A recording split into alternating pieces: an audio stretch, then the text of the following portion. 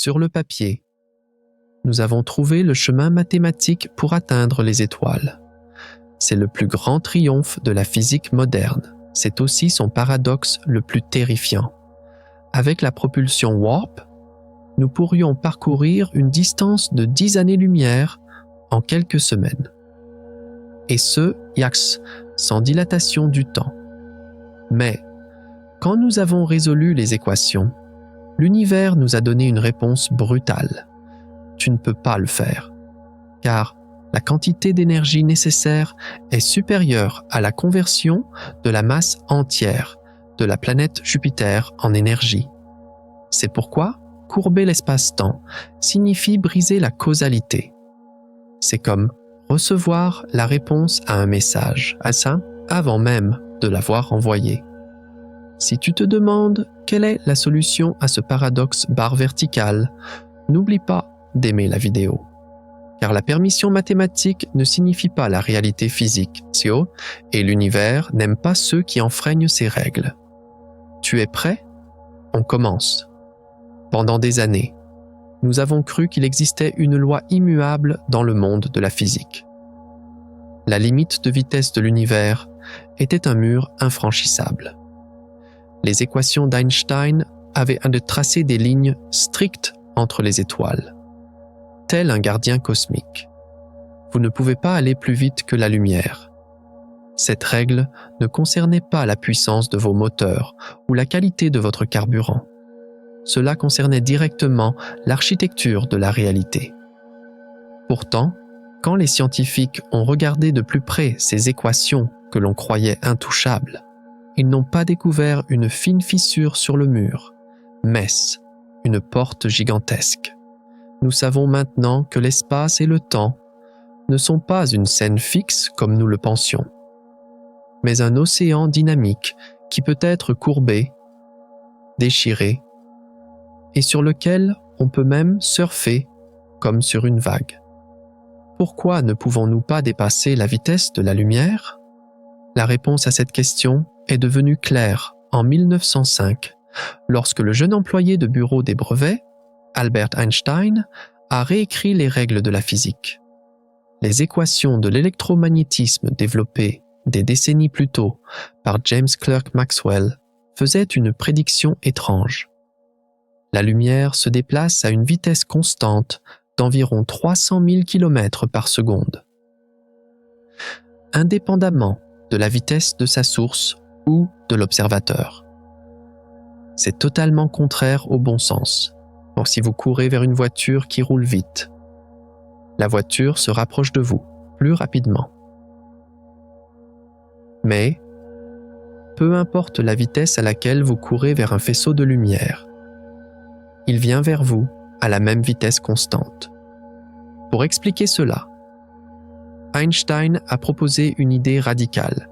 Si la vitesse de la lumière doit rester la même pour tout le monde, alors ce qui doit changer, ce n'est pas la vitesse, mais l'espace et le temps eux-mêmes. C'est à ce stade que la relativité restreinte entre en jeu et nous frappe avec la vérité la plus impitoyable de l'univers. À mesure que vous accélérez, non seulement votre position change, mais votre flux dans le temps change aussi. Pensez au paradoxe des jumeaux. L'un reste sur Terre, tandis que l'autre voyage dans un vaisseau spatial à grande vitesse. À son retour, le jumeau voyageur est plus jeune. Ce n'est pas un scénario de science-fiction. C'est un fait physique prouvé à maintes reprises, avec des horloges atomiques sensibles dans des avions. Mais le vrai problème concerne l'énergie. Pour accélérer un objet, vous lui donnez de l'énergie. Selon la célèbre équation E égale mc² d'Einstein, l'énergie et la masse sont liées. À mesure que vous accélérez, l'inertie de l'objet augmente et il devient plus difficile de l'accélérer davantage. Lorsque vous atteignez 90% de la vitesse de la lumière, le temps ralentit de moitié pour vous. À 99%, le temps arrive presque au point de congélation.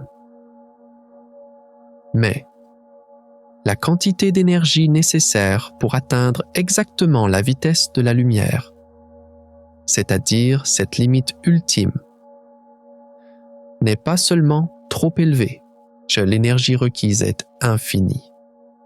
Même si vous transformiez toutes les étoiles de l'univers en carburant, vous ne pourriez pas amener un objet ayant une masse à la vitesse de la lumière. Les mathématiques disent que l'univers vous résiste à mesure que vous approchez de cette limite. C'est pourquoi la vitesse de la lumière n'est pas une barrière difficile à franchir. C'est une asymptote impossible à atteindre.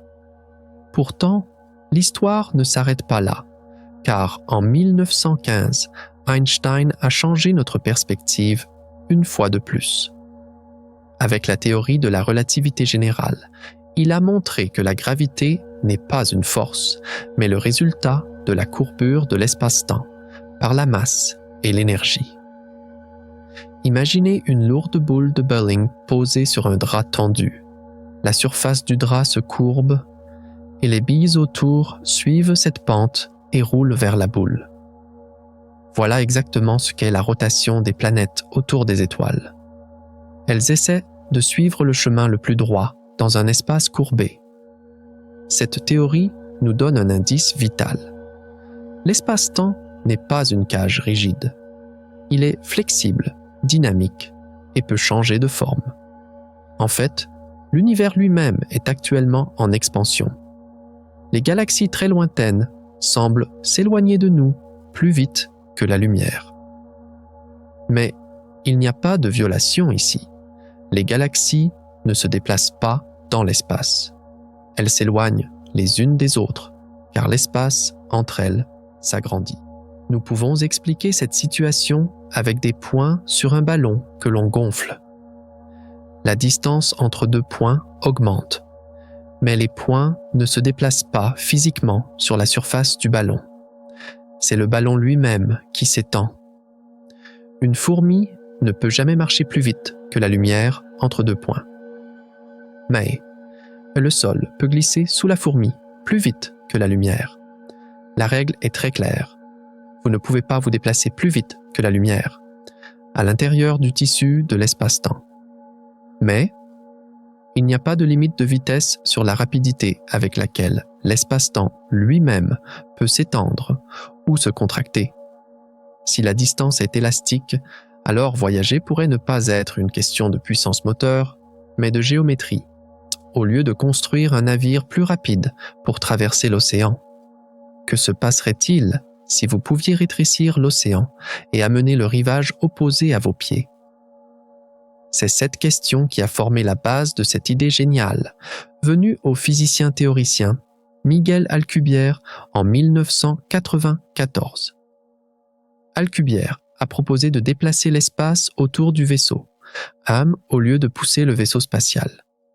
Nous appelons cela la propulsion warp, ou la métrique d'Alcubierre. Selon cette théorie, le tissu de l'espace-temps devant le vaisseau est compressé, tandis que le tissu derrière est étendu. Le vaisseau se trouve à l'intérieur d'une bulle d'espace plat et non courbé, coincée entre ces deux régions. Tout comme un surfeur debout sur une vague, le vaisseau est porté sur une vague d'espace-temps. L'aspect le plus fascinant de cette méthode est que le vaisseau ne bouge pas réellement. L'équipage à l'intérieur de la bulle ne ressent aucune accélération. Ils ne sont pas collés à leur siège. Ils ne subissent pas de dilatation du temps, car ils sont immobiles dans leur propre espace local.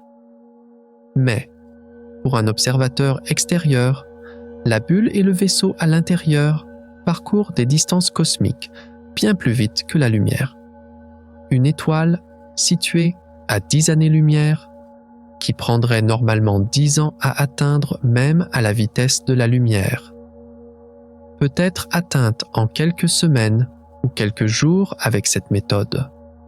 Ce n'est pas une astuce, c'est une solution géométrique. Alcubierre a pris les équations de champ d'Einstein et, au lieu de demander « comment cette matière courbe-t-elle l'espace ?», il a inversé l'équation. quel type de matière était nécessaire pour créer une telle courbure. L'idée semblait parfaite sur le papier, comme plier une feuille pour superposer deux points éloignés et sauter par-dessus. Les systèmes de propulsion traditionnels combattent la distance.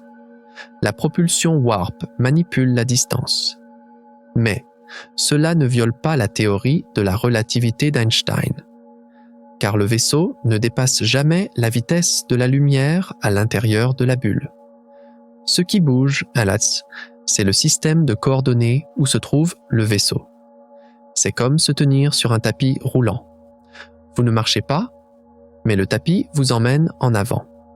La seule différence, c'est que ce tapis n'est soumis à aucune limite de vitesse universelle. Alors, pourquoi une solution aussi parfaite reste-t-elle encore dans les films de science-fiction? Pourquoi ne pouvons-nous toujours pas aller vers les étoiles?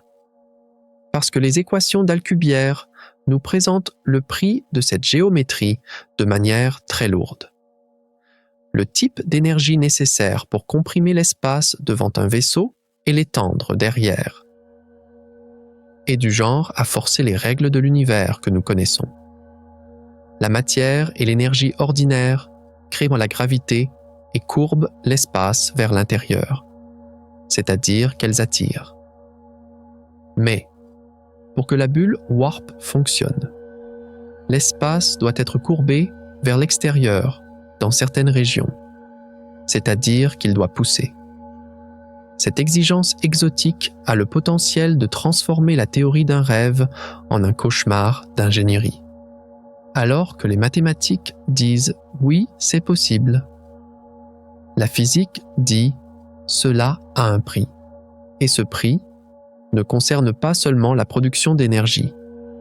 Il signale un problème bien plus profond concernant le maintien de la cohérence de la réalité.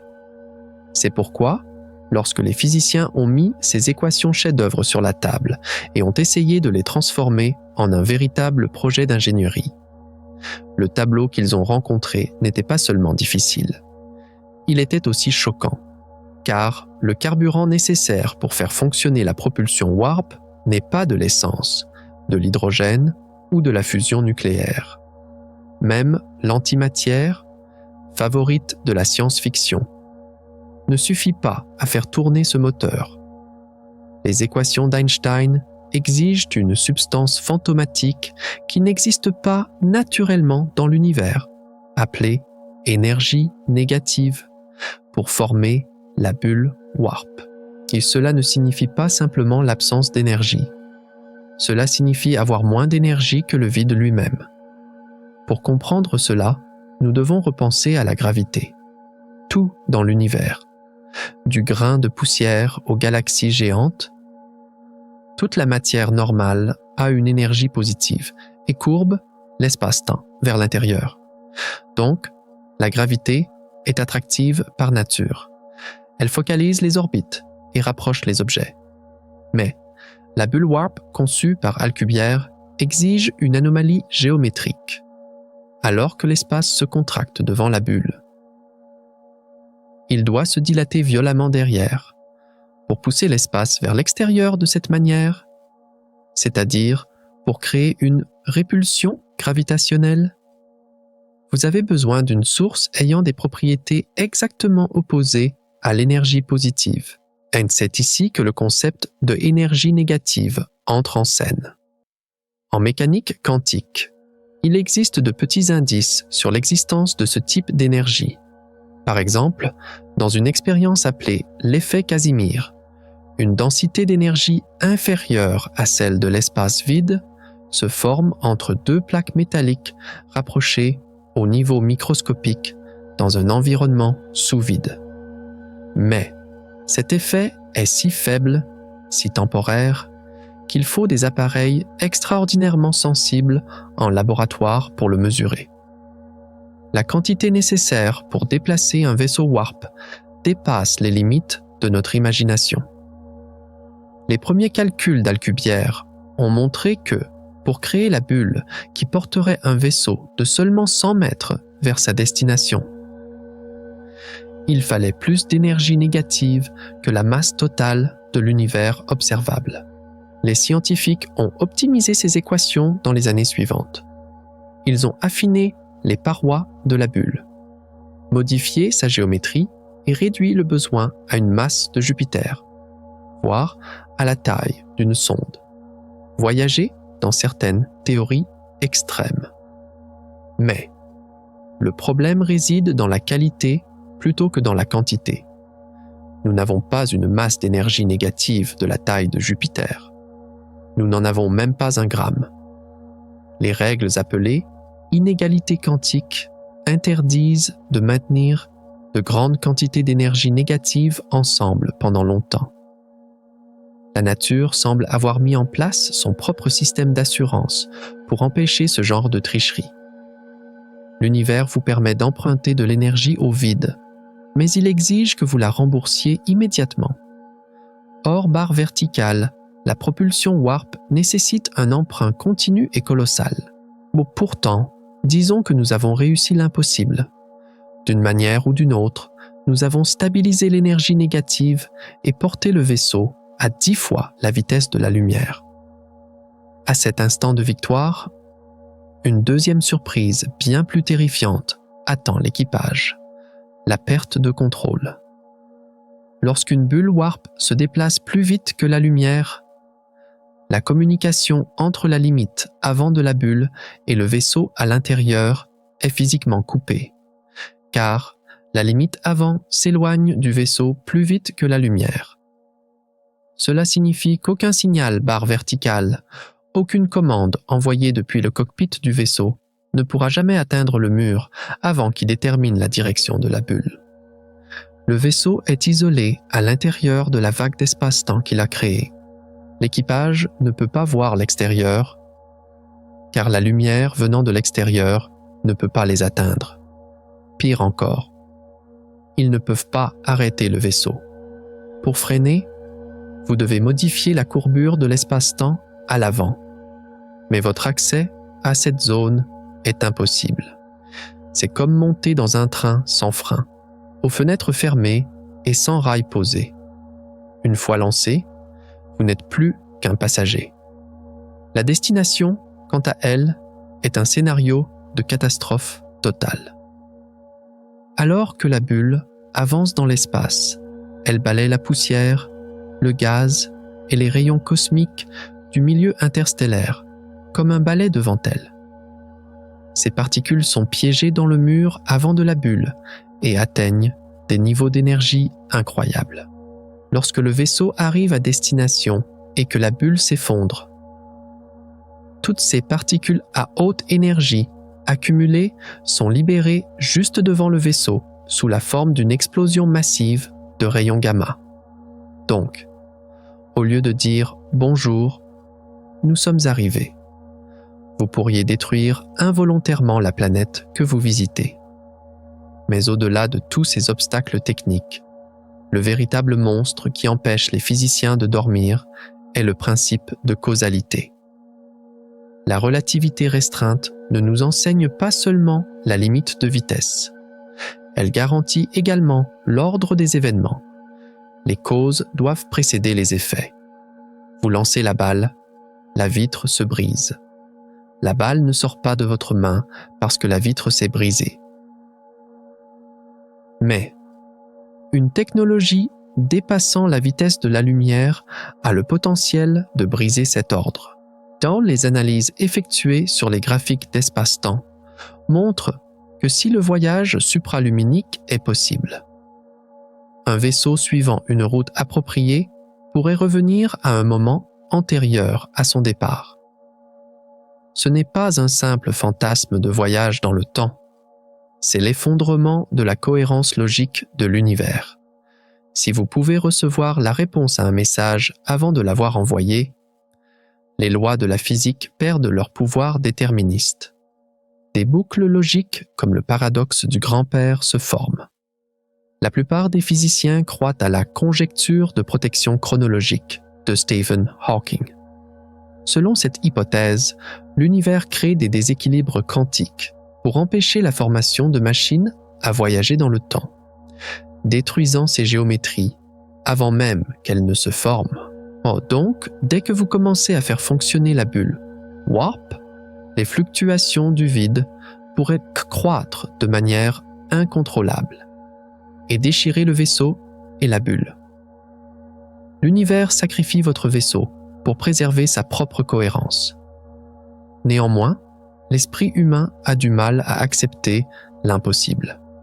L'article d'Alcubierre, en 1994, avait ouvert une porte et la lumière filtrant par cette porte ne s'est pas éteinte malgré toutes ces difficultés.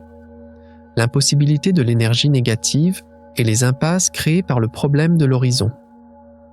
Au lieu de décourager les scientifiques, les ont forcés à être plus créatifs, car les équations d'Einstein étaient toujours là et ne disaient pas non. Elles disaient simplement « Si tu le fais avec de l'énergie négative, voici le prix. » Et si on changeait la question?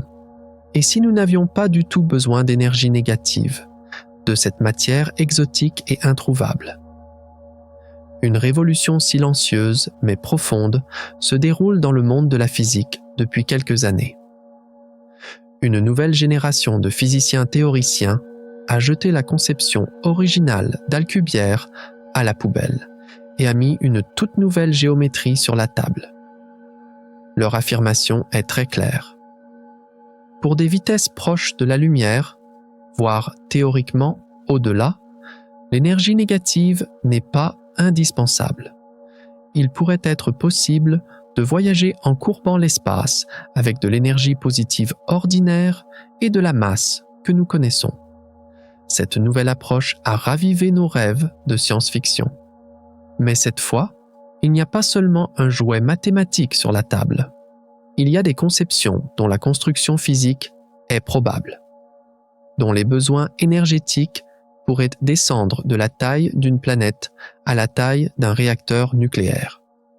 Alors, cette nouvelle propulsion warp à énergie positive fonctionne-t-elle vraiment? Ou est-ce une autre impossibilité cachée derrière une autre règle physique? Les rapports récemment publiés par les scientifiques montrent que la vérité qui nous attend est beaucoup plus complexe que nous ne le pensions. Et juste à ce moment-là, un dossier attendant sur les étagères poussiéreuses de la physique théorique a tout changé. La propulsion warp. Jetée de côté avec l'étiquette impossible pendant des années, a soudainement bondi de la science-fiction aux pages sérieuses des revues scientifiques évaluées par des pairs. Personne ne s'y attendait, car l'opinion générale était que les équations d'Einstein avaient verrouillé cette porte pour toujours.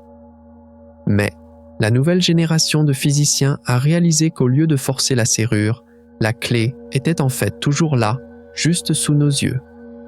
Le premier grand choc est venu de l'université de Göttingen en 2021. Le docteur Eric Lentz a publié un article qui a secoué le monde de la physique. Pendant des années, tout le monde s'était concentré sur la solution de 1994 d'Alcubierre, acceptant l'exigence d'énergie négative comme un mur infranchissable. Mais Lentz a regardé les équations sous un angle différent. Il a remarqué qu'il y avait un énorme angle mort dans les approches géométriques utilisées pour résoudre les équations de champ d'Einstein. Les physiciens s'étaient généralement concentrés sur la résolution d'équations elliptiques, ce qui nécessitait naturellement de l'énergie négative. Pourtant, lorsque Lentz a appliqué aux équations des solutions hyperboliques dérivées de la physique des plasmas, le résultat était stupéfiant. Il n'y avait pas d'énergie négative, pas de matière exotique. Les équations disaient qu'une bulle warp utilisant entièrement de l'énergie positive, c'est-à-dire composée de matière normale, existant dans l'univers Haumosats, était possible. C'était comme l'explosion d'une bombe atomique en physique théorique. Car ce que l'on disait être interdit par la physique depuis des décennies, n'était en fait qu'une erreur de choix mathématique. Selon les calculs de Lenz, créer une onde stable, appelée soliton, en courbant l'espace-temps, et aller plus vite que la lumière à l'intérieur de cette onde était possible sans avoir besoin de matière exotique. Il suffisait de construire la bonne géométrie. Cette découverte prouvait que la barrière n'était pas physique, mais mentale. Mais l'onde de choc ne s'est pas arrêtée là. Immédiatement après, Gianni Martir et Alexei Bobrik du laboratoire de propulsion avancée ont largué la deuxième bombe. Leur travail a sorti la propulsion warp de l'état de problème mathématique abstrait pour en faire un objet physique concret. Dans leur article, ils ont classé les propulsions warp comme des voitures. Ce nouveau concept, qu'ils ont nommé propulsion warp physique, a apporté une dimension totalement différente à l'affaire. Leur découverte était la suivante. Une propulsion warp est en fait une coque massive faite de matière qui sépare la zone des passagers à l'intérieur de l'espace-temps extérieur. Cette coque se déplace en courbant l'espace-temps. Lorsque Bobrik et Martir ont analysé les équations, ils ont été confrontés à une réalité choquante. Il n'y avait aucune condition exotique pour fabriquer une propulsion warp allant moins vite que la lumière, c'est-à-dire subluminique. Un vaisseau warp fonctionnant avec de la matière normale, que nous connaissons, que nous pouvons toucher, que nous pouvons produire en laboratoire, était conforme à 100% aux équations d'Einstein. Pourquoi est-ce important? Parce que cela signifiait le passage de la technologie de la catégorie impossible à la catégorie défi d'ingénierie. La question n'était plus « est-ce faisable ?» mais « comment le construisons-nous ?» même s'il ne dépasse pas la vitesse de la lumière. Un véhicule se déplaçant en courbant l'espace lui-même, sans subir de dilatation du temps, sans éjecter de carburant par l'arrière, était théoriquement validé. C'était comme les essais de planeurs des frères Wright, avant le premier vol dans l'histoire de l'aviation. Le principe était prouvé. Les fondations pour aller plus vite que la lumière avaient été posées, avec ces modèles lents, mais physiquement réels. Et alors que l'excitation de ces découvertes se poursuivait, la troisième, et peut-être la plus critique des découvertes, a été mise sur la table. La baisse incroyable des coûts énergétiques, lorsque les premières théories warp ont été avancées. La quantité d'énergie requise était égale à la masse de l'univers observable, c'est-à-dire environ 10 puissance 53 kg. C'était une façon polie de dire impossible en pratique. Mais, avec de nouveaux arrangements géométriques et des optimisations, ce chiffre est entré dans une chute libre dramatique. Il est d'abord descendu à la masse d'une galaxie, puis à la masse d'un soleil, ensuite à la masse de Jupiter. Mais les dernières études ont porté la situation à un point encore plus inconcevable. Si vous affinez suffisamment les parois de la bulle warp et ajustez les fréquences d'oscillation, vous pouvez réduire l'énergie requise à la masse d'une sonde voyagée, voire à quelques centaines de kilogrammes dans certains calculs extrêmes. C'est une réduction d'énergie de 30 ordres de grandeur. Dans l'histoire de la physique, il n'y a presque aucun autre exemple où une exigence a connu une telle baisse en si peu de temps. Un moteur qui demandait autrefois toute l'énergie de l'univers lorgne maintenant vers la capacité d'un réacteur nucléaire, voire d'une future batterie à fusion. Ces chiffres ne restent pas simplement sur le papier.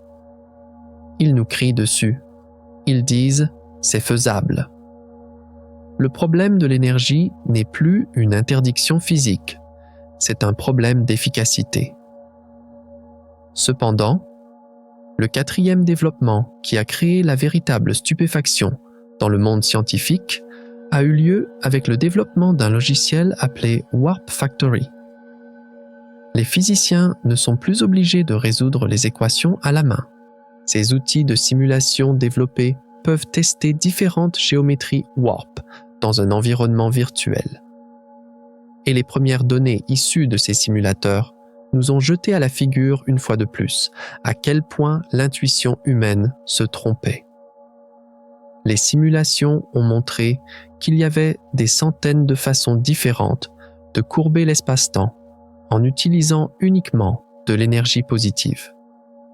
Certaines géométries enferment le vaisseau dans un tube. D'autres plient l'espace comme un tapis, mais toutes mènent à la même porte. L'énergie négative n'est pas la seule voie. C'était peut-être même la mauvaise voie.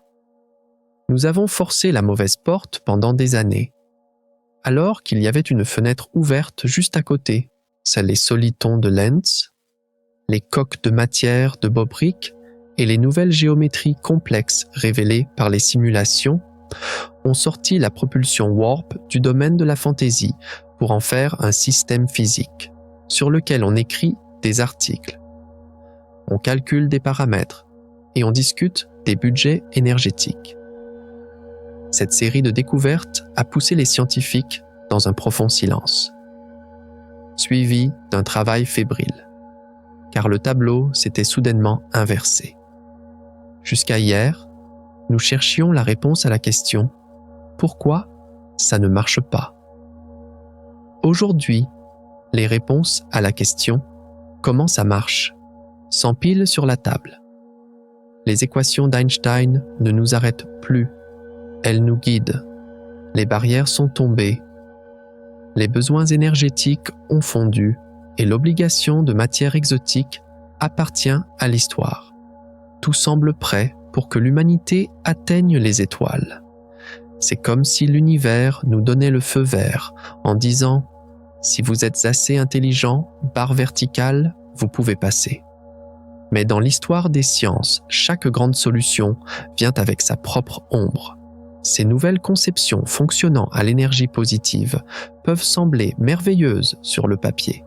Pourtant, quand on plonge dans les profondeurs des équations, un nouveau problème surgit capable de glacer le sang non seulement des ingénieurs, mais même des philosophes. Nous avons sorti l'énergie négative de l'équation. Oui. Mais ce qui l'a remplacée est peut-être un obstacle bien plus difficile, bien plus fondamental. Est-ce possible? Et malheureusement, la réponse est oui. Car lorsque les physiciens ont fait fonctionner ces nouvelles conceptions à énergie positive dans des simulations, le mur qu'ils ont rencontré n'était pas une erreur mathématique. C'était une contrainte existentielle. Ces moteurs Warp de nouvelle génération avaient résolu le problème du carburant. Mais ils avaient perdu quelque chose de bien plus critique. La capacité de tourner la clé de contact. Dès l'instant où vous sortez l'énergie négative de l'équation, le véhicule que vous avez cesse d'être un vaisseau spatial pour se transformer en un monument infini qui aurait dû être là depuis le début de l'univers. La première grande déception a été vécue face au paradoxe de l'accélération. La célèbre classification physique Warp de Bobrick et Martyr, SIA, lorsqu'elle a été examinée de près, a révélé un détail terrifiant. Une bulle Warp créée avec de l'énergie positive, c'est-à-dire de la matière normale, pouvait dépasser la vitesse de la lumière. Oui, jusqu'ici tout va bien, mais il était impossible pour cette bulle de démarrer et d'accélérer depuis l'arrêt. C'était comme construire une voiture capable d'aller à 500 km/h dans un garage, mais sans pouvoir lui mettre de pédale d'accélérateur. Les équations étaient impitoyables. Si vous voulez une bulle supraluminique, c'est-à-dire plus rapide que la lumière, cette bulle devait se déplacer à cette vitesse dès l'instant où l'univers a été créé. Vous ne pouvez pas la créer plus tard. Vous ne pouvez pas l'accélérer. Et ce moment de transition pour passer de 0 km/h à 300 000 km/h, c'est-à-dire le processus d'accélération, exigeait toujours et obstinément de l'énergie négative. Si vous n'utilisez que de l'énergie positive, vous êtes piégé en dessous de la vitesse de la lumière. Vous pouvez créer une géométrie au-dessus de la vitesse de la lumière, mais vous ne pouvez pas y entrer de l'extérieur. Vous ne pouvez pas l'arrêter et surtout, vous ne pouvez pas la démarrer.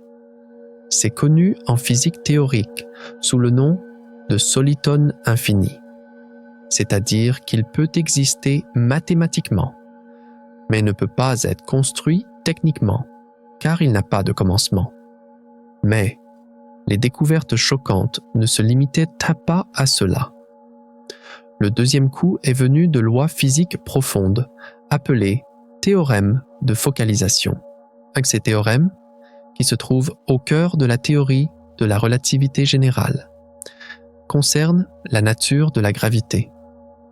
La matière normale et l'énergie positive courbent toujours l'espace-temps vers l'intérieur. Elles focalisent les rayons lumineux. Elles unissent les orbites. C'est la nature attractive universelle de la gravité. Pourtant, pour que la propulsion warp fonctionne, l'espace derrière la bulle doit s'étendre, c'est-à-dire que les rayons lumineux et les orbites doivent être poussés hors foyer. C'est demander à la gravité de faire exactement le contraire. Les solutions à énergie positive proposées par le docteur Eric Lentz et d'autres essayaient de créer un champ warp sans violer ces théorèmes de focalisation. Mais les simulations ont montré que toute tentative faite avec de l'énergie positive créait inévitablement des singularités à l'intérieur ou aux limites de la bulle. C'est-à-dire que si vous n'utilisez pas d'énergie négative, vous devez courber l'espace-temps si violemment que les règles de la physique s'effondrent à certains points et des points de densité infinie se forment. Cela signifiait ceci. Nous avons fui l'énergie négative, mais nous nous sommes retrouvés seuls avec ces singularités destructrices qui se trouvent au centre des trous noirs.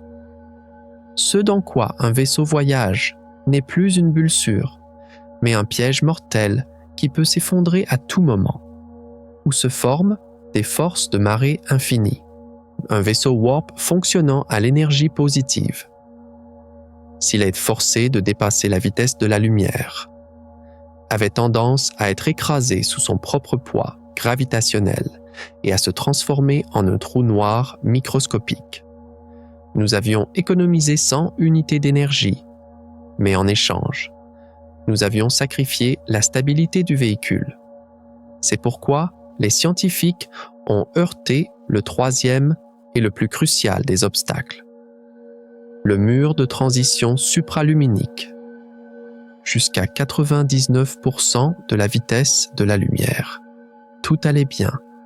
Un vaisseau fonctionnant à l'énergie positive, ne nécessitant pas de matière exotique, voyageant en courbant le temps, était possible.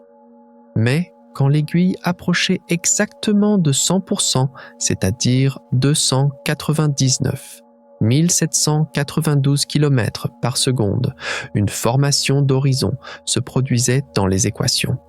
Tout comme l'horizon des événements d'un trou noir, un horizon commençait à se former autour de la bulle warp. Cet horizon coupait le lien causal entre la zone intérieure et la zone extérieure. Et juste à ce moment de rupture, le besoin en énergie ne s'envolait peut-être pas vers l'infini, mais le type d'énergie changeait. Les calculs de la théorie quantique des champs ont montré qu'au moment précis où une bulle warp dépasse la vitesse de la lumière, elle produisait une pluie de particules mortelles similaire au rayonnement de Hawking. La température à l'intérieur de la bulle grimpait à 10 puissance 30 degrés Kelvin, c'est-à-dire la température de Planck, en 1 milliardième de seconde. Ce chiffre est des milliers de milliards de fois plus chaud que le cœur du Soleil. Le vaisseau, avant même de réaliser qu'il avait dépassé la vitesse de la lumière, s'évaporait à la température la plus élevée de l'univers et se désintégrait en atomes. Les modèles à énergie positive n'avaient pas résolu ce problème de rayonnement. L'énergie négative, par sa nature, offrait une géométrie capable de supprimer ce rayonnement. Mais l'énergie positive ne fournissait pas cette protection. Nous avions donc une voiture dont le carburant était bon marché, mais qui transformait ses passagers en plasma dès qu'elle dépassait les 100 km/h. Les scientifiques étaient stupéfaits. Les mathématiques disaient « La géométrie est possible ».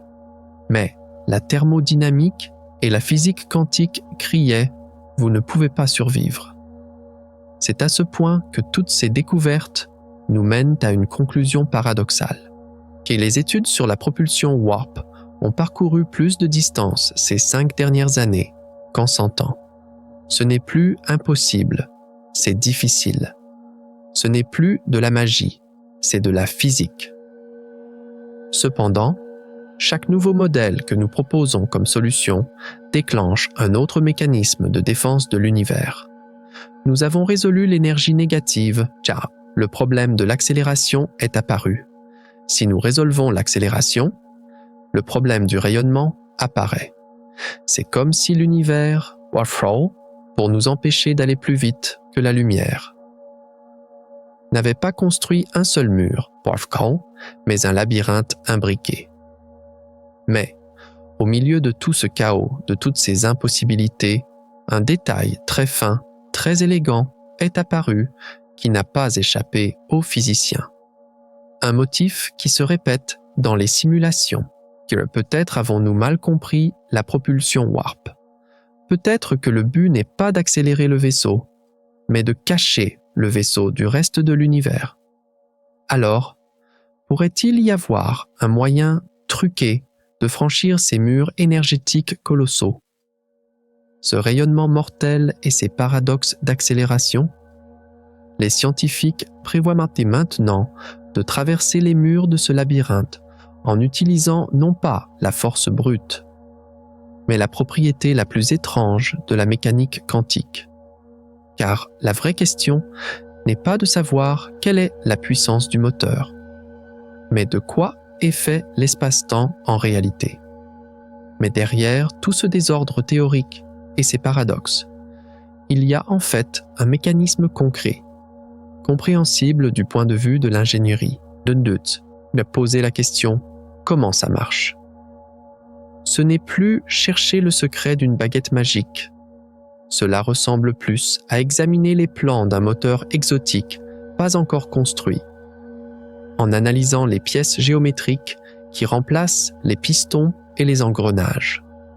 Car la propulsion warp ne fonctionne pas par l'explosion d'un carburant, mais par la réorganisation de la forme de l'espace selon des règles mathématiques précises, tout comme un maître de l'origami plie le papier. Maintenant, nous devons ouvrir le capot de cette machine impossible et examiner en détail les 3 mécanismes fondamentaux qui se cachent dessous. Les solitons, les coques de matière et les vecteurs de décalage.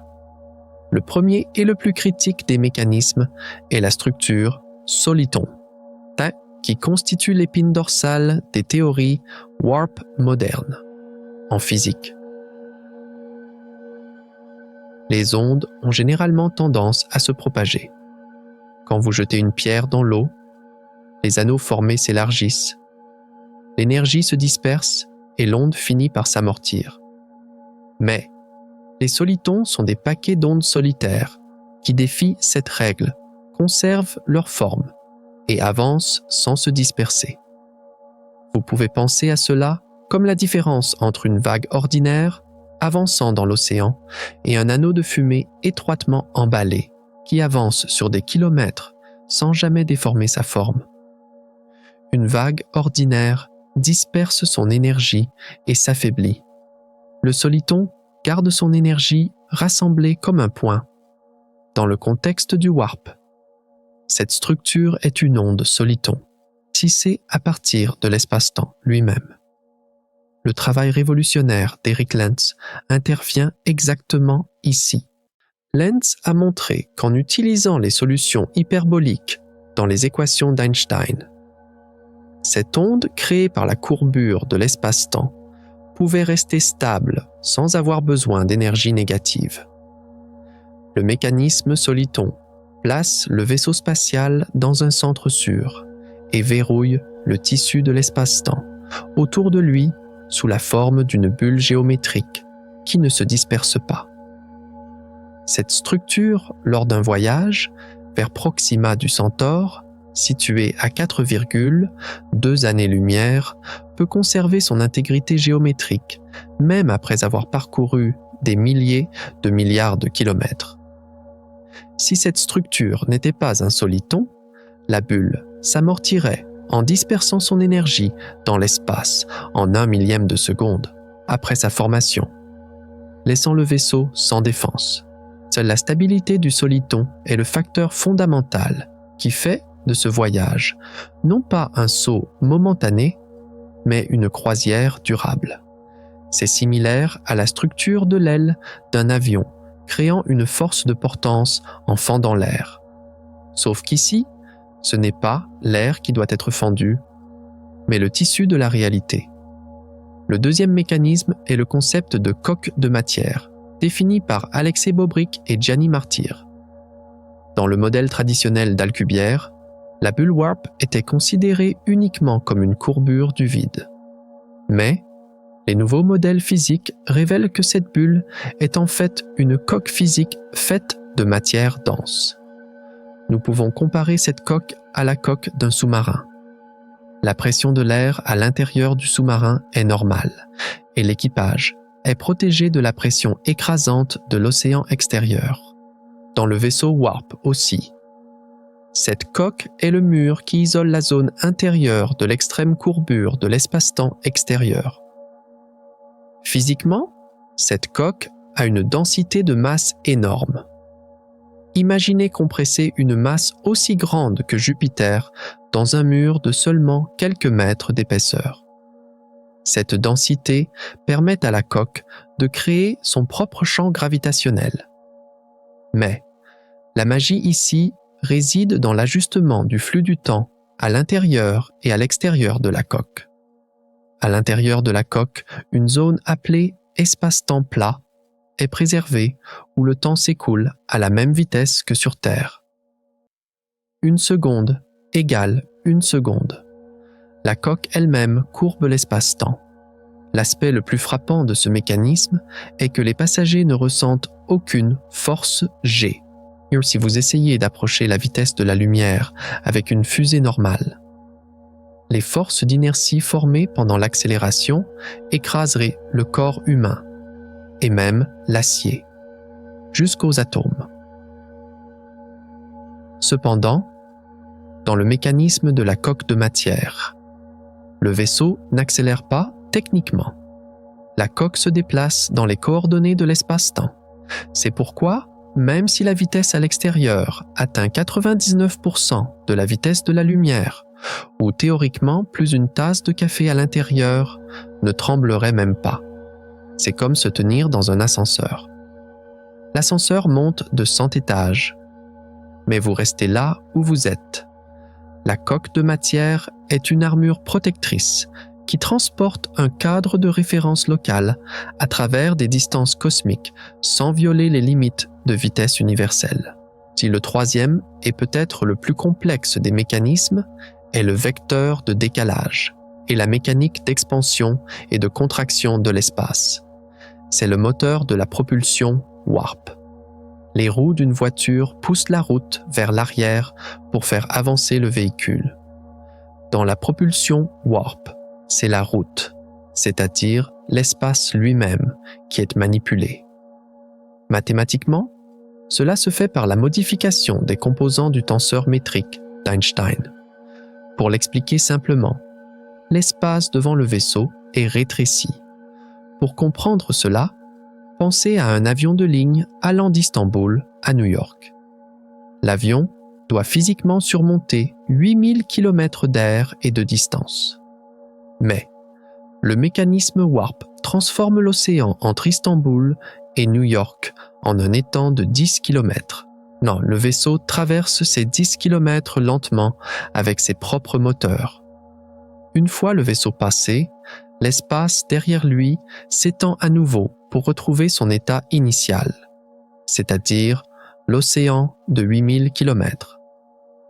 Un observateur extérieur pense que le vaisseau a traversé 8000 km en un instant et dit « il est allé plus vite que la lumière », alors que le vaisseau n'a marché que sur un sentier rétréci. Pour que ce mécanisme fonctionne, un paramètre appelé temps de York doit être contrôlé. Ce paramètre détermine la vitesse à laquelle l'espace va s'étendre et se contracter. Lors de l'inflation cosmique au début de l'univers, l'espace s'est étendu des milliers de milliards de fois plus vite que la lumière. Le mécanisme Warp imite cet événement cosmique dans une zone microscopique autour du vaisseau. L'espace est détruit à l'avant.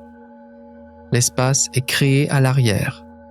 Durant ce processus, le vaisseau est en chute libre, c'est-à-dire que les moteurs ne fournissent pas de poussée. Il dirige seulement le flux de l'espace. C'est comme se tenir sur un tapis roulant. Le tapis, l'espace, bouge, vous, le vaisseau. Vous êtes à l'arrêt. Mais comme le tapis glisse à 300 000 km par seconde, vous vous déplacez aussi à cette vitesse. Ces trois mécanismes.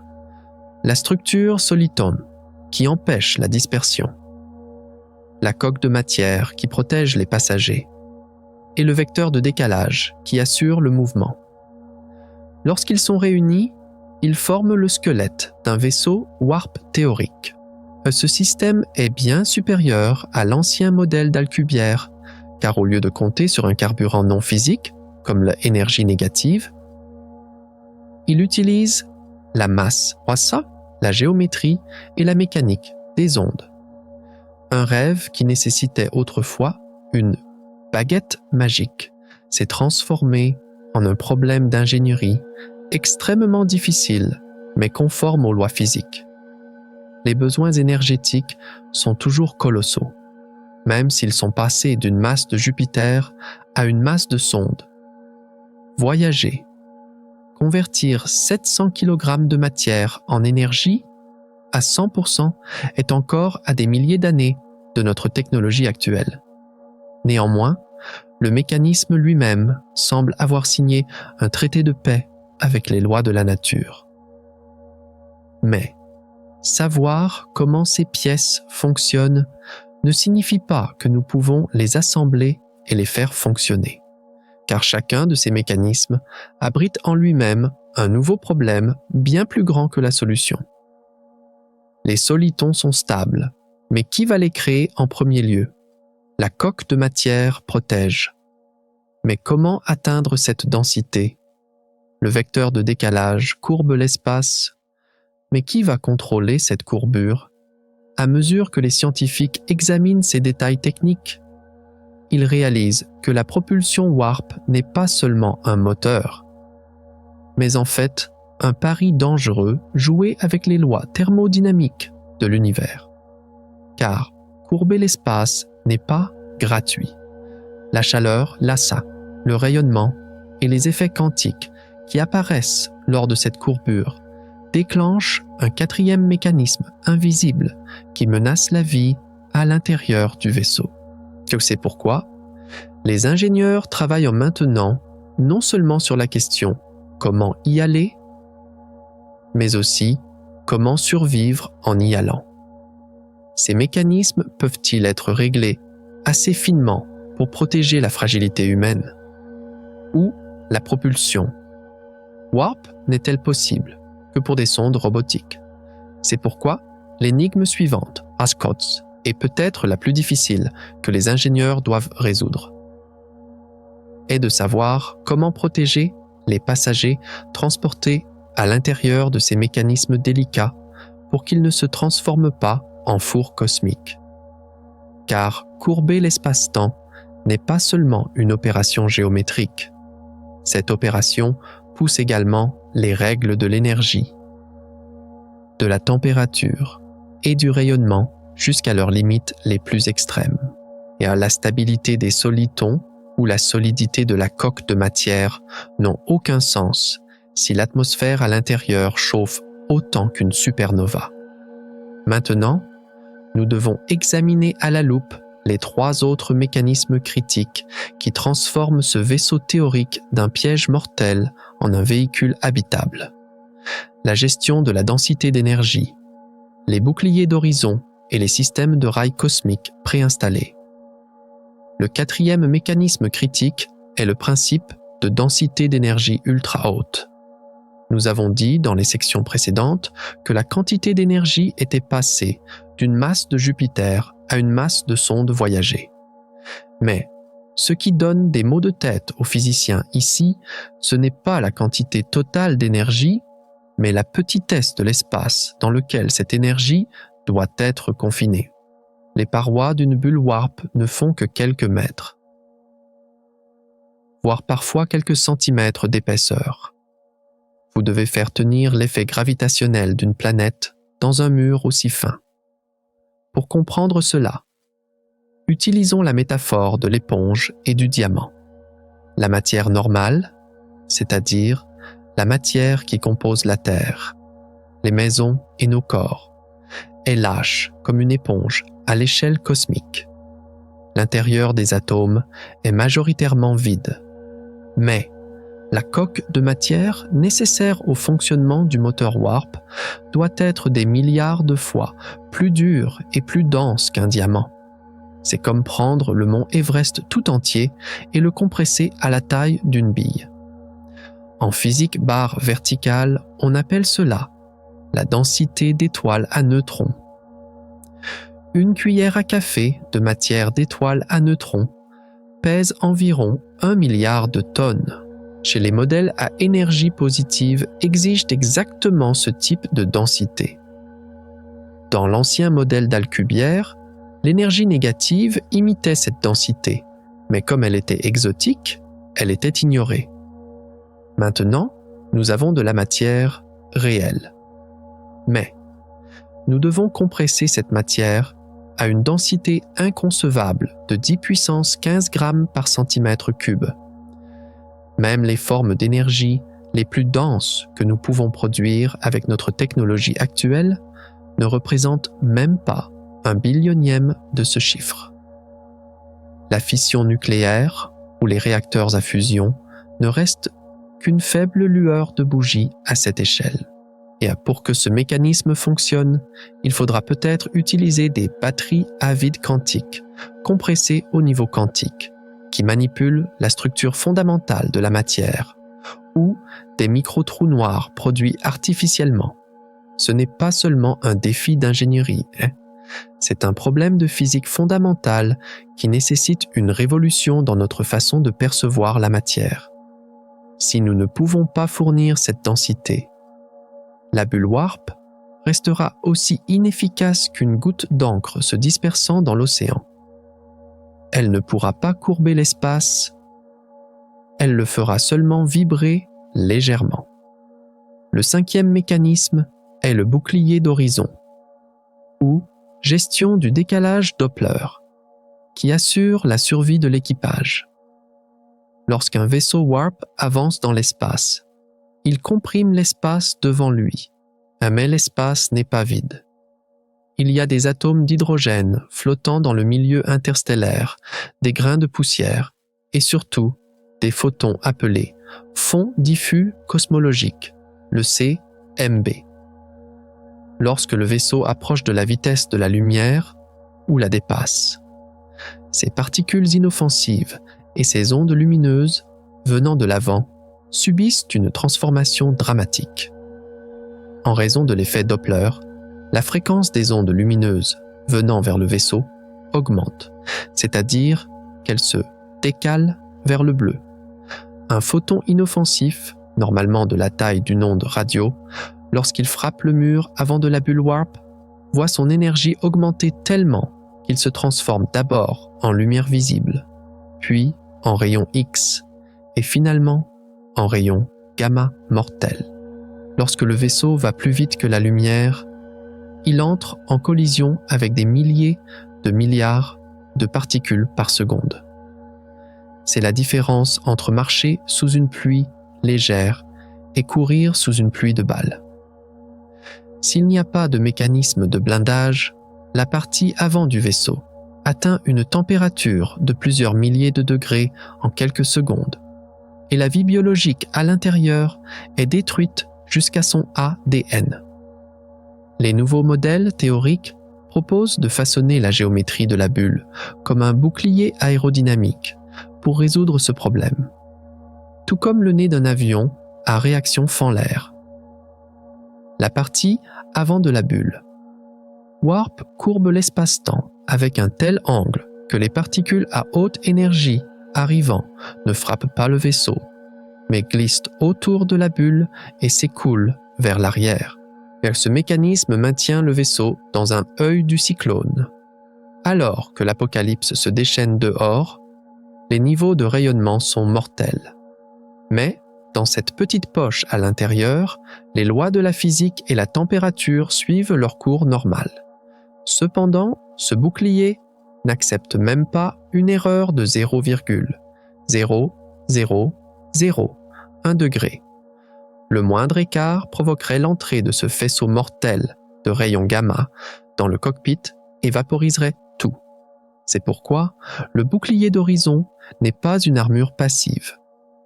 C'est un système de défense géométrique actif qui réagit à la vitesse d'un milliardième de seconde. Le sixième, et peut-être le plus futuriste des mécanismes, est le concept des tubes de Krasnikov, ou rails cosmiques préinstallés. Rappelez-vous les problèmes de ingérabilité et de causalité dont nous avons parlé plus tôt. Le vaisseau ne peut pas voir devant lui et ne peut pas envoyer de signal lorsqu'il va plus vite que la lumière. De plus, il y a le risque de retourner dans le passé et de tuer son propre grand-père. C'est à ce point que les scientifiques ont proposé ce mécanisme qui transforme la propulsion warp d'un vaisseau libre en un système de train cosmique. Le tube de Krasnikov est une structure semblable à un tunnel, courbé de manière permanente dans l'espace-temps. Pensez à une autoroute. L'asphalte est coulé, les voies sont tracées et les barrières sont posées. Vous entrez sur cette autoroute avec votre voiture et vous appuyez sur l'accélérateur. Vous allez là où va la route. Vous ne pouvez pas sortir de la route. Mais comme la route est très lisse, vous allez très vite. Dans ce mécanisme, le vaisseau Warp n'ouvre pas sa propre voie instantanément. Au lieu de cela, il entre dans un corridor d'espace-temps courbé, préparé à l'avance par des sondes automatiques, se déplaçant à une vitesse inférieure à celle de la lumière. Cette approche résout le problème de la causalité à la racine, car la route, au bas, le tube, axe, est déjà là, et la relation entre le passé et le futur a été fixée lors de la construction du tube. Le paradoxe temporel ne peut pas se former, car la géométrie est verrouillée de manière à ne pas le permettre. De plus, le problème de ne pas voir devant soi disparaît, car le vaisseau ne va pas vers l'inconnu. Il glisse sur les rails d'un tunnel précartographié. Le vaisseau ne dépense pas d'énergie pour franchir la barrière de la vitesse de la lumière. Il utilise simplement la courbure fournie par le tunnel. Le plus grand inconvénient de ce système est que le premier voyage est lent. La sonde qui pose le tube doit aller à la destination à des vitesses normales, c'est-à-dire inférieures à la vitesse de la lumière. Par exemple, poser un tube vers une étoile située à 4 années-lumière prend plus de 4 ans. Mais, une fois le tube terminé, les vaisseaux venant derrière peuvent parcourir cette distance en quelques minutes. C'est exactement comme les ouvriers ferroviaires du 19e siècle travaillant des mois pour poser les rails. mais ensuite le train parcourant cette distance en quelques heures. Ce mécanisme transforme la technologie Warp d'un outil d'aventure individuel en un réseau de métro intergalactique, en un immense projet d'infrastructure. L'humanité ne sautera pas au hasard vers les étoiles. Elle construira d'abord les routes, puis voyagera sur ces routes. La propulsion Warp d'être une machine à paradoxe pour en faire un moyen de transport sûr et cohérent. La causalité était préservée. L'histoire ne pouvait pas être changée. Seul le futur avait accéléré au-delà de toute imagination. Toutes ces découvertes. Les voiles de matière noire, les autoroutes de cordes cosmiques, les fuites multivers et le verrou temporel.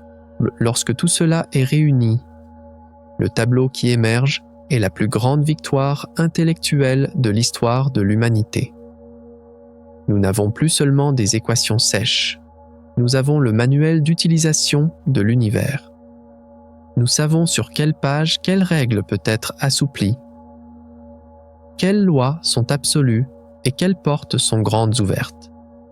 La propulsion Warp n'est pas un fantasme, c'est une fonctionnalité attendant d'être découverte dans l'architecture de l'univers.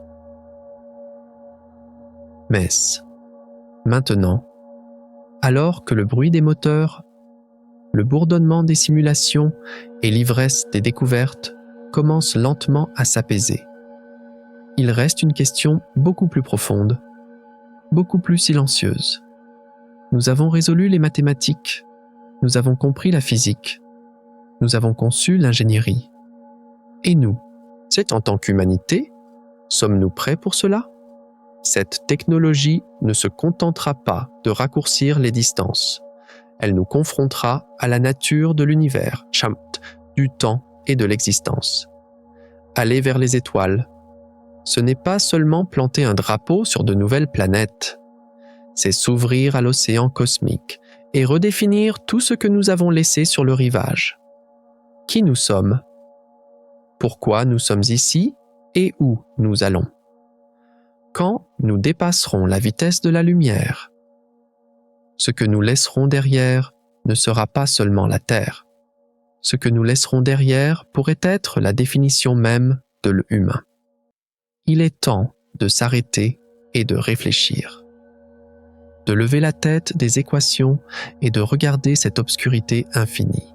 Sans car le vrai voyage commencera non pas quand nous construirons le vaisseau, mais quand nous oserons monter dans ce vaisseau. Et quand ce moment viendra, la question à laquelle nous devrons répondre ne sera pas physique, mais existentielle. Qui sommes-nous et que cherchons-nous dans cette éternité? Et maintenant, nous nous demandons. Toutes ces équations, ces espaces courbés et ces limites de vitesse franchies, que signifient-ils réellement? Alors que les scientifiques essaient de comprendre le tissu de l'espace en collisionnant des atomes dans les laboratoires. Nous nous arrêtons aussi devant nos écrans, au milieu de nos petites agitations quotidiennes. Nous levons la tête et regardons cette obscurité infinie. La propulsion Warp n'est pas seulement un projet d'ingénierie, c'est aussi un miroir gigantesque qui interroge la place de l'humanité dans l'univers. Cette technologie ne nous pose pas seulement la question « comment y aller ?». Elle nous chuchote une question bien plus profonde, bien plus bouleversante. Pourquoi sommes-nous ici et qui sommes-nous? Le premier et le plus grand contraste qui se dresse devant nous est le paradoxe de la prison physique et la liberté mentale. D'un côté, nos corps sont enchaînés à cette petite planète bleue, la Terre. La gravité nous tire vers le bas. L'atmosphère nous enveloppe et notre biologie nous emprisonne dans cette fine ceinture de vie. Le reste de l'univers, ces milliers de milliards de galaxies, ces innombrables systèmes stellaires, ne sont pour nous que des lumières froides brillant dans le ciel nocturne. Physiquement, nous sommes si fragiles que même en sortant de quelques kilomètres seulement hors de l'atmosphère, nous ne pouvons pas survivre sans vêtements spéciaux. Même avec notre vaisseau spatial le plus rapide, aller vers l'étoile la plus proche prend des milliers d'années. À l'échelle cosmique, nous sommes comme des naufragés, coincés sur une île minuscule au milieu de l'océan. Nous voyons d'autres îles à l'horizon, mais nous n'avons pas la force de nager jusqu'à elles. C'est la réalité tragique de notre existence. Nous pouvons voir la grandeur de l'univers, mais nous ne pouvons pas la toucher. Mais d'un autre côté, notre esprit ne connaît pas de limites.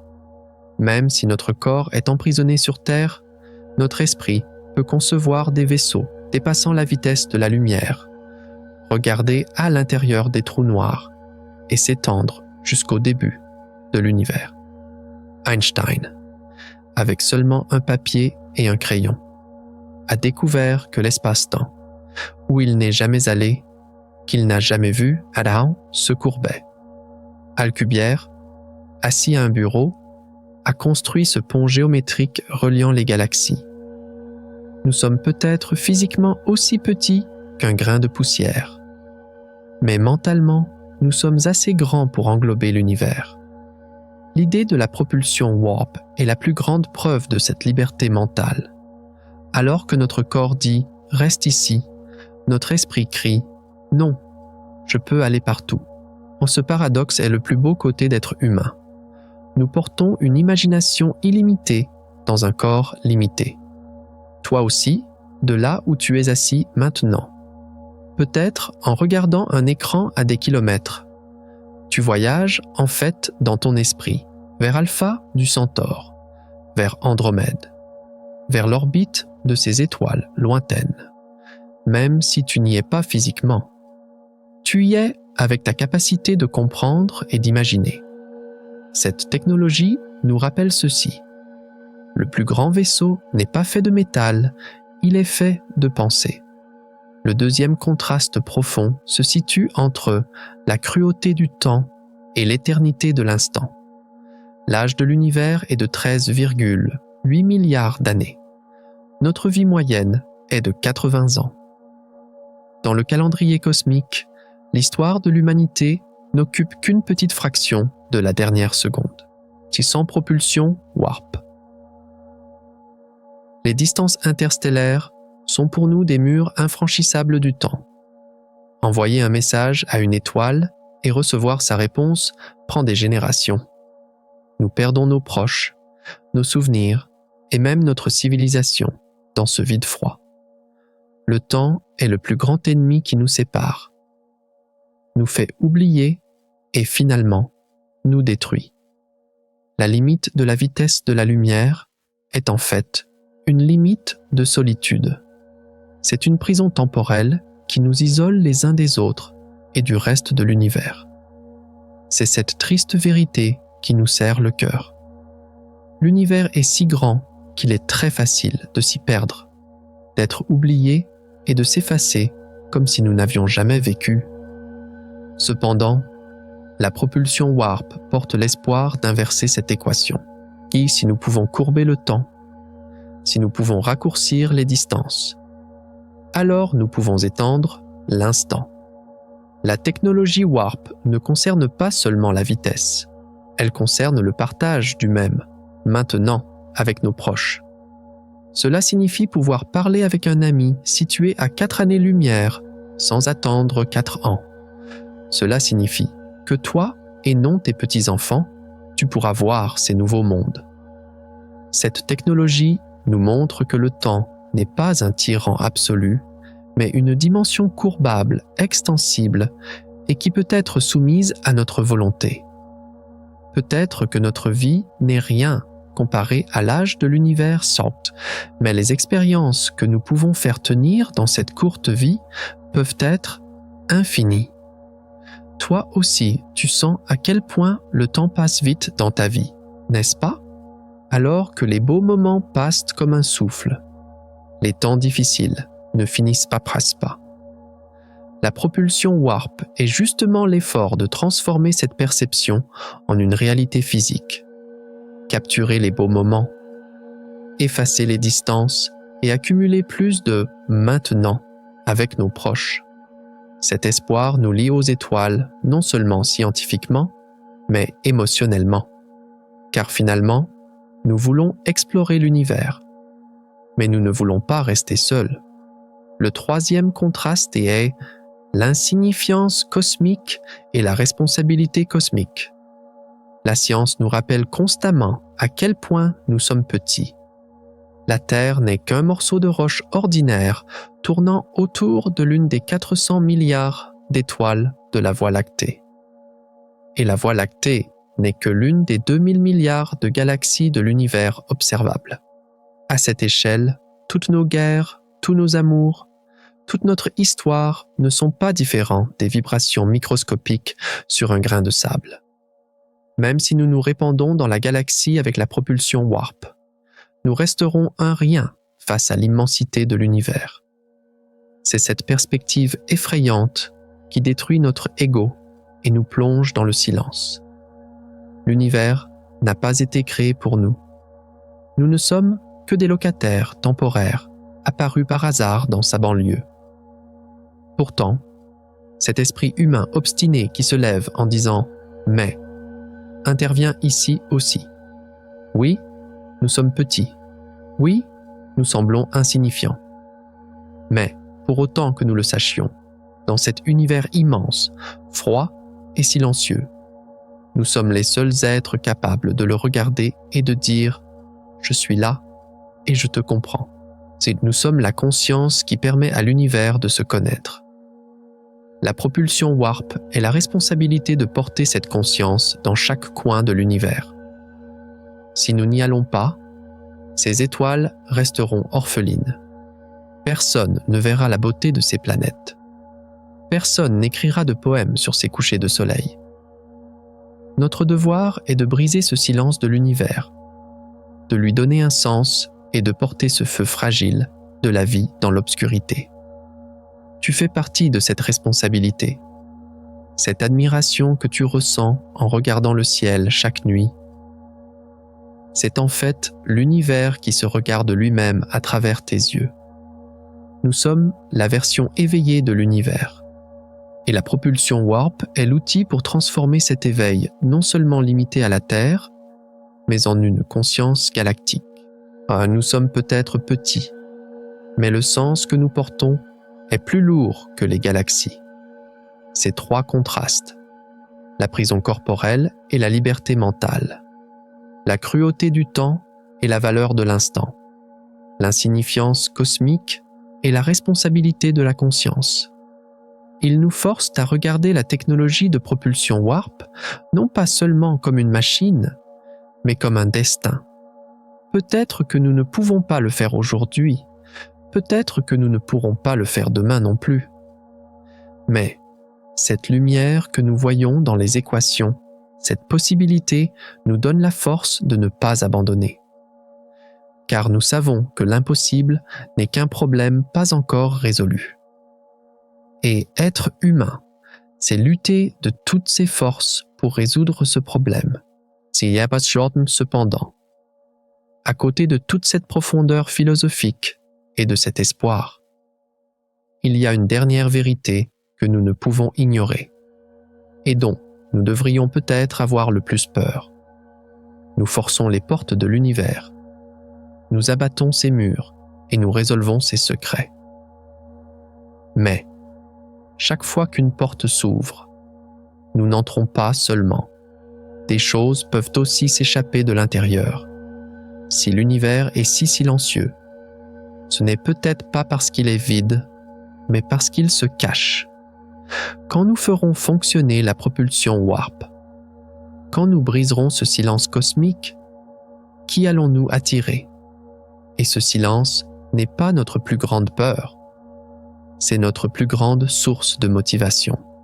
Car ne pas savoir s'il y a quelqu'un d'autre dans cette obscurité profonde de l'univers ne nous empêche pas de faire un pas dans cette obscurité.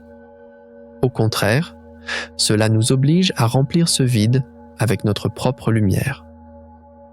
La technologie de propulsion Warp, au-delà d'être un moyen de transport technique, est le symbole de la sortie de l'humanité de la phase de l'enfance pour faire un pas vers une maturité cosmique.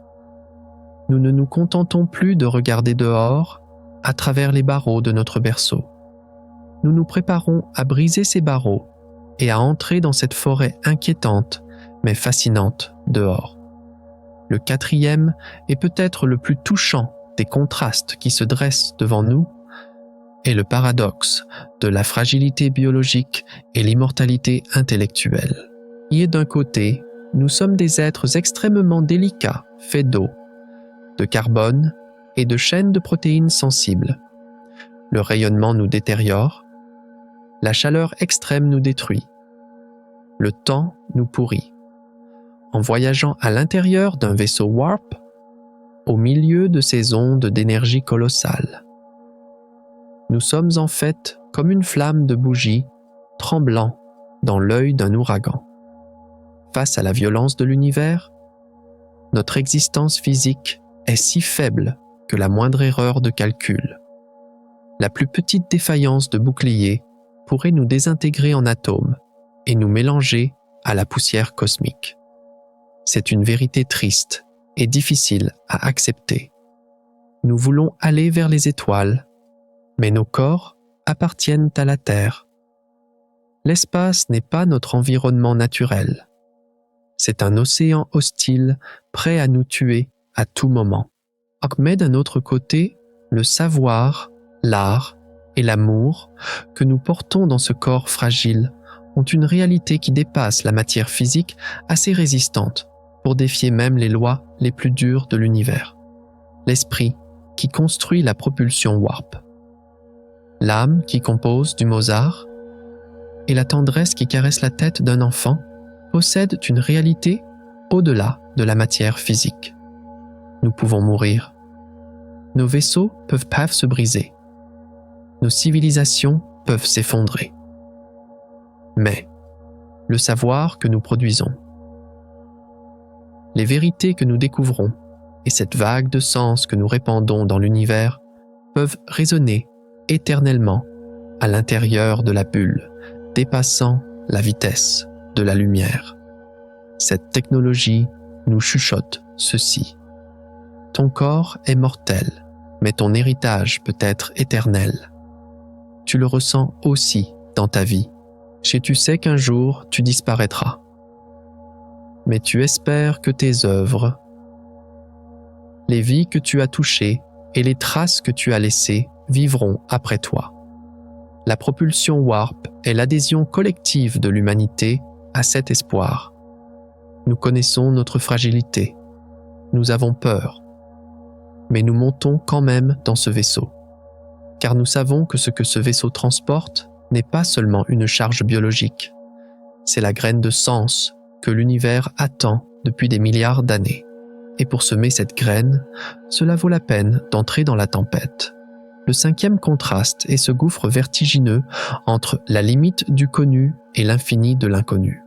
À mesure que la science se développe, que nous concevons des moteurs Warp et que nous dressons la carte de l'univers, nous pouvons tomber dans l'illusion de croire que nous comprenons tout. Notre ego nous chuchote que nous avons résolu l'univers, que nous l'avons fait tenir dans une formule. Cependant, la vérité est exactement l'inverse. Notre savoir est comme une île. À mesure que l'île grandit, notre rivage avec l'océan de l'inconnu grandit aussi. Quand nous élargirons notre horizon avec la propulsion Warp, nous rencontrerons plus de nouvelles questions que de réponses. Quand nous dépasserons la vitesse de la lumière, nous entrerons dans un royaume où la physique que nous connaissons s'arrête et où de nouvelles règles dont nous n'avons même pas encore le nom commencent. Cette situation peut sembler tragique à première vue. Peu importe nos efforts, nous ne comprendrons jamais totalement l'univers. Chaque découverte nous jettera au visage à quel point notre ignorance est grande. Nous sommes sur un tapis de course infini. Plus nous courons, plus la ligne d'arrivée s'éloigne de nous. La tristesse de ne jamais pouvoir dire « c'est fini », on a tout appris, restera toujours comme une douleur dans le cœur des scientifiques. Car l'esprit humain désire l'achèvement. Mais l'univers ne permet pas l'achèvement. Mais il y a aussi une perspective qui sourit à cet infini en disant « mais ». Si nous savions tout, si tous les secrets étaient résolus, alors quel sens resterait-il à vivre, à explorer et à imaginer? Le mystère infini de l'univers est en fait le plus grand cadeau pour nous, car cela signifie que l'aventure ne finira jamais. La propulsion Warp ne nous donne pas un billet pour le dernier arrêt. Elle nous ouvre la porte d'un voyage infini. Le fait que l'inconnu soit toujours là est la garantie que le feu de notre curiosité ne s'éteindra jamais. Toi aussi dans ta propre vie, tu t'ennuies quand tu crois tout savoir. Mais tes yeux brillent quand tu apprends quelque chose de nouveau. Quand tu vois un nouvel endroit. Voilà la propulsion. Warp assure que cette lueur dans les yeux dure éternellement pour l'humanité. Poursuivre l'inaccessible n'est pas un effort vain, c'est une danse noble qui honore notre existence. Nous allons vers les étoiles, non pas pour trouver la réponse, mais pour pouvoir continuer à poser la question. Le sixième et dernier contraste est le paradoxe de la puissance destructrice et la compassion protectrice. La propulsion Warp est une technologie qui manipule des énergies colossales. Une civilisation capable de courber une énergie équivalente à la masse d'une planète possède aussi des armes capables de détruire cette planète. Notre histoire montre que nous avons utilisé chaque pierre qui nous tombait sous la main, d'abord comme arme, puis comme outil. Nous avons divisé l'atome, nous avons produit de l'énergie, mais nous avons d'abord détruit des villes. La technologie Warp porte aussi ce sombre potentiel. Une force capable de déchirer l'espace-temps peut se transformer, entre de mauvaises mains, en une machine apocalyptique éteignant les galaxies. C'est la terrible responsabilité qu'apporte la technologie. À mesure que notre puissance augmente, notre luxe de faire des erreurs diminue. Et c'est ici le point tragique où nous devons avoir peur de nous-mêmes. Peut-être que ce ne sont pas les extraterrestres qui nous détruiront, mais nos propres ambitions. Cependant, sur l'autre face de la même médaille, brille la compassion protectrice qu'apporte cette puissance.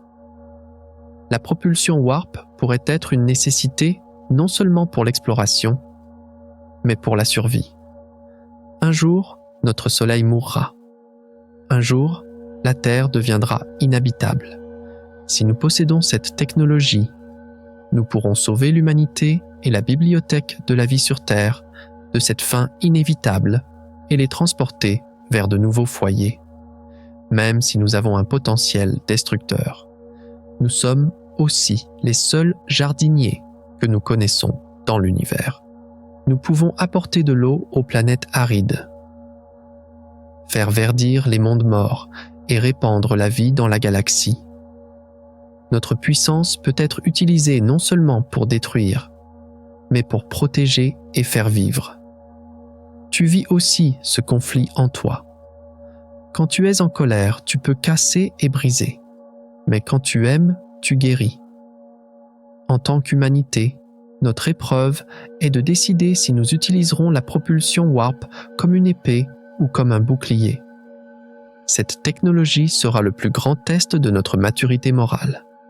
Si nous pouvons équilibrer cette puissance avec la compassion, nous pourrions être non pas les envahisseurs redoutés de l'univers, mais ses gardiens attendus. Maintenant, après tous ces détails techniques, ces révolutions scientifiques et ces interrogations philosophiques, il est peut-être temps de s'arrêter et de se poser cette question simple mais bouleversante. Après avoir appris tant d'informations, après avoir fait face à un si grand potentiel, comment te sens-tu? Une part de toi se sent peut-être écrasée, toute petite et insignifiante face à cette grandeur et cette complexité inconcevable de l'univers. Cette voix qui dit « Je ne suis qu'un grain de poussière, que puis-je changer ?»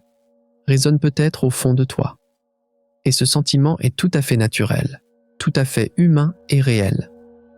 Mais l'autre part de toi ressent peut-être cette excitation indescriptible, cette fierté et ce sentiment d'appartenance grandir au milieu de ta poitrine. Et cette voix forte qui dit « Oui, je suis petit, mais je fais partie de cet esprit capable de comprendre cet univers immense, de résoudre ses secrets et de rêver de le toucher. » Cette conscience ancienne qui dit « Nous sommes la poussière d'étoiles qui se lève et regarde les étoiles. » Les deux sont vrais, les deux sentiments sont valables en même temps, car être humain, c'est exactement pouvoir trouver l'équilibre entre ces deux gouffres, se sentir à la fois petit comme le néant et grand comme l'infini. L'histoire de la propulsion Warp nous rappelle cet équilibre. Notre corps appartient à la Terre, à ce petit point bleu. Mais notre âme appartient aux bras spiraux de la Voie lactée, à ces nébuleuses lointaines et à ces mondes silencieux encore inexplorés. Nous savons désormais que la vitesse de la lumière n'est pas un mur, une porte, c'est une invitation. Cette limite qu'on nous a dit infranchissable pendant des années n'était en fait qu'un panneau d'avertissement disant « Vous n'êtes pas encore prêt ». Et maintenant, de la mécanique des solitons au vide quantique, des solutions à énergie positive au bouclier d'horizon, avec chaque nouvelle miette de savoir en main, nous nous préparons à enlever ce panneau et à accepter cette invitation. Tu peux penser que le voyage se termine, mais non. En fait, tout ne fait que commencer. Les équations sont sur le point de déborder du papier pour devenir métal, du métal pour devenir énergie et de l'énergie pour devenir mouvement. Nous ne verrons peut-être pas la construction de ces vaisseaux, si nous ne serons peut-être pas témoins de ce premier saut Warp. Mais aujourd'hui, ici, en regardant cette vidéo, en pensant à ces idées, nous avons posé une brique à la fondation de ce futur. Nous avons commencé ce voyage dans notre esprit, car l'univers récompense les courageux, les curieux et ceux qui ne disent jamais « c'est la fin ici ». La propulsion Warp est la lettre d'amour la plus longue, la plus complexe et la plus pleine d'espoir que nous écrivons à l'univers. Et un jour, cette lettre arrivera à destination. Aujourd'hui, nous avons dépassé la vitesse de la lumière avec les moteurs Warp et brisé les frontières de l'espace. Mais une vérité bien plus effrayante se cache dans les profondeurs des équations d'Einstein. Aller plus vite que la lumière dans l'espace pourrait signifier voyager en arrière dans le temps. Bon, alors, ces paradoxes détruiront-ils notre réalité? Ou le verrou de protection chronologique de l'univers nous arrêtera-t-il? Dans notre prochain voyage, nous forcerons la porte la plus interdite de la physique, le passé. Êtes-vous prêts?